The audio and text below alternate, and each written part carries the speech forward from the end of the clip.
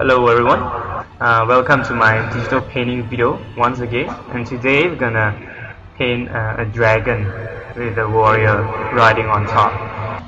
So this is a speed painting. So I started off just like any normal painting. Started off with a sketch. So speed painting means a painting that has a time limit. I mean, usually you go around 1 hour or less, maximum 2 hours. So this one I took around 1 hour and a half or less than that. To be exact, it's 1 hour 20 minutes. And then yes, this is a time-lapse video, so scale it down to 15 minutes so you don't get bored. So as you can see, I finished with a rough sketch, just to get the idea of where I'm gonna put the dragon. And that is the sketch of the dragon, by the way. And then I paint the base color on it. I want it to be red, the dragon. So this dragon, actually, I use I look at few dragons. I look at the dragon from Harry Potter. I look at the dragon from the Smaug dragon from The Hobbit, and also the dragon from the Lord of the Rings. Yeah, so as you can see, I drew another sketch line on top of the dragon because after the base color, I feel that the original sketch was not detailed enough for me to paint. So I just go back and just draw over it, see what are some of the features of the body that I can put. So yeah, the face with a lot of horns. I get the reference actually from the Harry Potter. I really like that dragon, and also the wings from the Lord of the Rings, and the face from, I think it's from Smaug. Okay, and there's the warrior riding on top. That's actually just some black dude from the Lord of the Rings, I think. Yeah. Okay, so now I painted the black the backdrop. Sorry. So it's gonna be a lot of rocks and mountains. At first I'm gonna make it cover inside a stadium or something, but then I delete it, so it's gonna be a sky. The top half is gonna be a sky. So now I started painting the body with some shadows on the body, and I choose blue color because according to the color palette, blue goes well with red. Yeah, that's about it.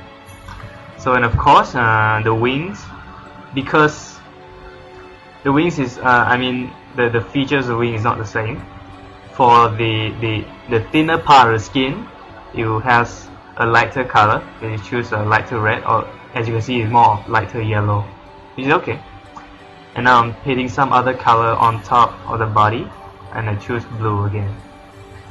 Because this kind of dragon, it's supposed to have a very sophisticated color and look to, I mean, there's no such thing as a real dragon, so you don't know what the real color looks like. So I'm just playing around according to my imagination how it's gonna look good, as well as looking at some of the reference from a lot of dragons in the movies.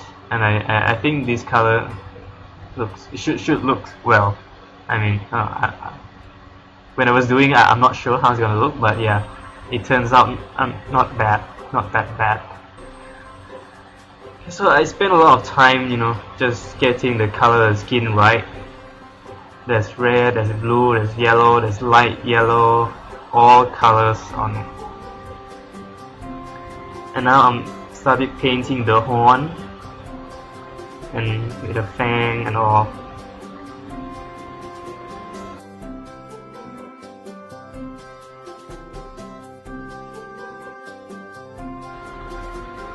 Okay, and so for the brush that I use in this painting, I use when I'm doing a sketch or some other parts, I use a chalk brush, which is a default brush stroke from that comes with Photoshop, because I think it looks good, better than the round brush.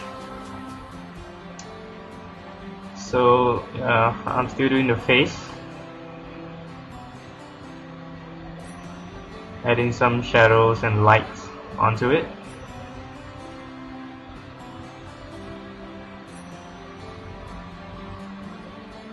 Basically, I would have to spend a lot of time on this, looking, searching on the internet, look at what is the mouth, of the dragon looks like, and I look at a lot of mouths, a lot of mouths from other animals like crocodile, or all those creatures, just to get the basic idea of how it's gonna look good on this dragon.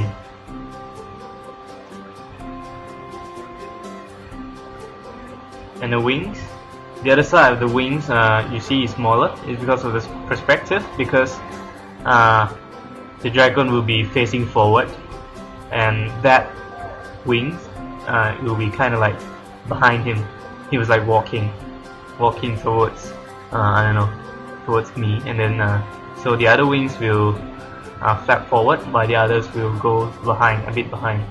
And it's actually holding to a rock. His left wing, he's holding to a rock.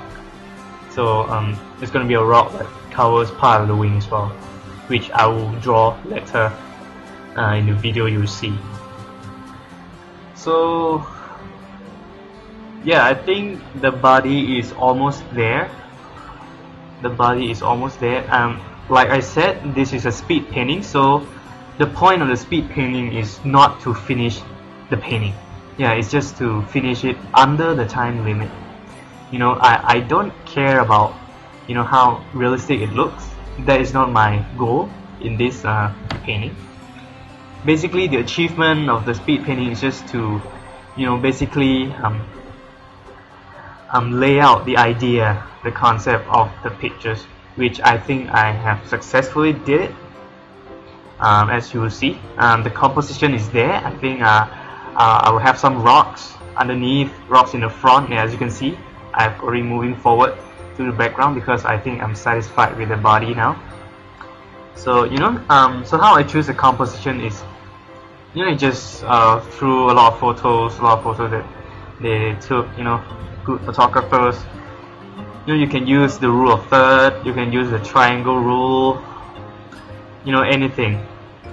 Just see which one fits into this. And I think this one I'm gonna have a perspective feel into it, a depth feel into it. So there's gonna be a rock far behind, and also the rock underneath the dragon, and then another rock like on the foreground. So another techniques that I use here is what they call it an atmospheric perspective, which is the foreground is supposed to be the darkest, followed by the mid ground is gonna be a bit lighter, and the background is gonna be the lightest. As you can see, the rocks looks kind of like a mountain. It's very light behind in the back because of the atmosphere, and while the foreground is very dark. And you will see later I will darken the rock at the foreground here. I mean that's just some of the technique. You can switch around as well. It's just some of the theory that they come up with to mix and match the tones, the values of the pictures or the painting. So the light source here is gonna come from far away, behind the dragon. So his body's the lower part of the body is gonna be in shadow. But then later I'll add another light source, which is from the fire that he will breathe later. So that fire is going to be another light source that we're going to reflect on the environment as well as on the body of the dragon. So this kind of we have to really take this lightning into consideration in order to achieve a good look for the painting.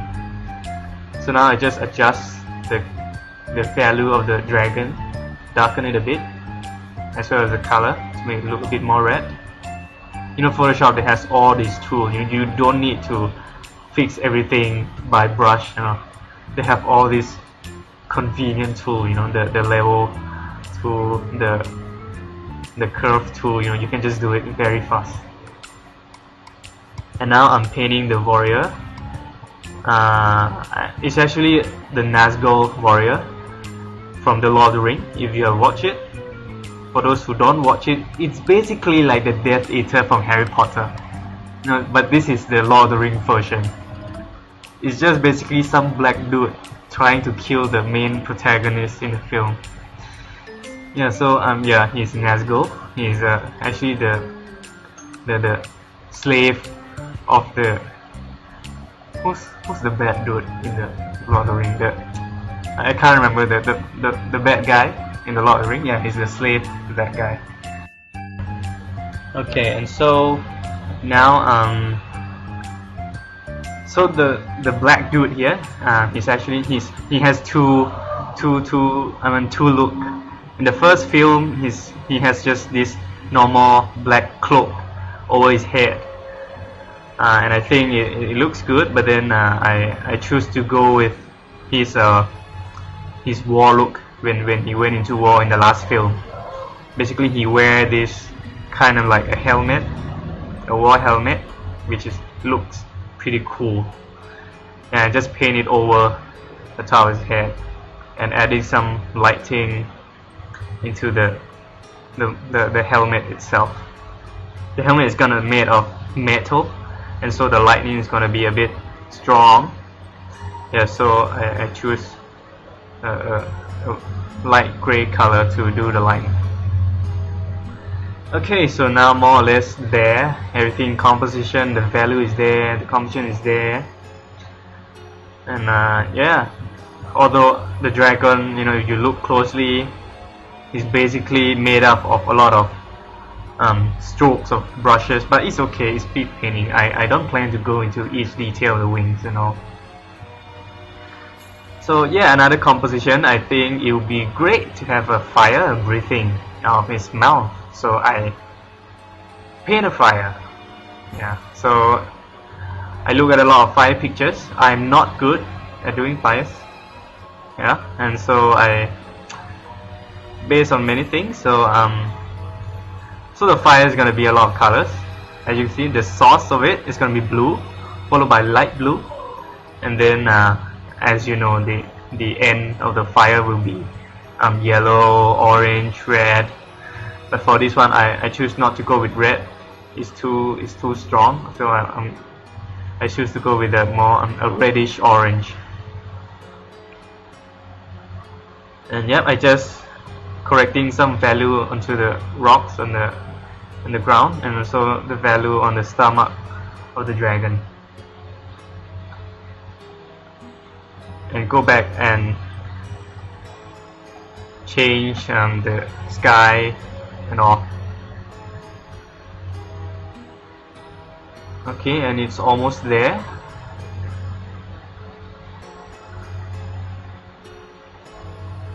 So basically soon now I'm gonna create another layer. As you can see, it's actually a gradient, a flat gradient, but I'm gonna use this cool feature from Photoshop, which is I mean, there's a lot of the layer effect you can use. Over here I think I use the color dodge as well as overlay. Color dodge for the fire and overlay for the sky.